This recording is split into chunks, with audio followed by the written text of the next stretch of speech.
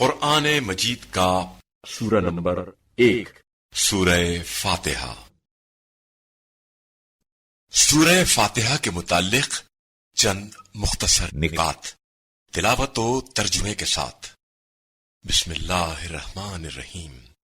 سورہ فاتحہ موجودہ ترتیب کے اعتبار سے قرآن مجید کا سورہ نمبر 1 جبکہ ترتیب نزول کے لحاظ سے سورہ نمبر 5 ہے۔ یہ وہ واحد سورہ ہے جسے خداوند متعال نے اپنے نبی حضرت محمد مصطفیٰ صلی اللہ علیہ وآلہ وسلم پر 2 مرتبہ نازل کیا۔ پہلے مکہ مکرمہ میں نازل ہوا، اس وجہ سے اس کا شمار مکی سوروں میں ہوتا ہے، اور دوسری مرتبہ مدینہ منورہ میں نازل ہوا۔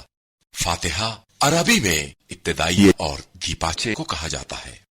اس سورے کی اہمیت اس سے بھی بڑھ جاتی ہے کہ جب تک انسان نماز میں اس سورے کی تلاوت نہ کرے اس کی نماز صحیح نہیں ہے۔ سورہ حمد وہ سورہ ہے جس میں ہر بیماری کے لیے شفا موجود ہے، اور اس کے ناموں میں سے ایک نام شفا بھی ہے، جو اس بات کی طرف اشارہ کرتا ہے کہ اس میں موت کے علاوہ ہر بیماری کے لیے شفا موجود ہے۔ آیت نمبر 3 میں رحمان سے مراد اللہ تعالی کی عام رحمت ہے، جو دوست و دشمن، مومن و کافر سب کے لیے ہے، یعنی اس کی بے حساب رحمت کی بارش سب تک پہنچتی ہے۔ رحیم سے مراد اللہ تعالی کی خاص رحمت ہے، جو اس کے مطیع، صالح اور فرما بردار بندوں کے ساتھ مخصوص ہے، یعنی اللہ کے یہ بندے ایمان و عمل صالح کی بنا پر اس رحمت و احسان خصوصی کے مستحق قرار پائے ہیں۔ آیت نمبر 5 میں اللہ ہی کی عبادت اور اسی سے مدد طلب کرنے کا ذکر ہے۔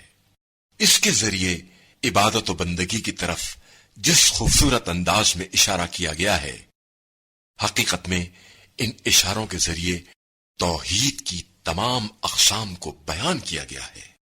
اس سورے میں خدا کی حاکمیت کی بنیاد رحمت پر ہونا، عبادت و پرستش اور مدد کا لائق صرف اللہ کا ہونا، خدا کے برگزیدہ بندوں پر اس کے انعام کا نازل ہونا، اور گمراہ بندوں پر خدا کے غضب کے نازل ہونے کا بیان موجود ہے۔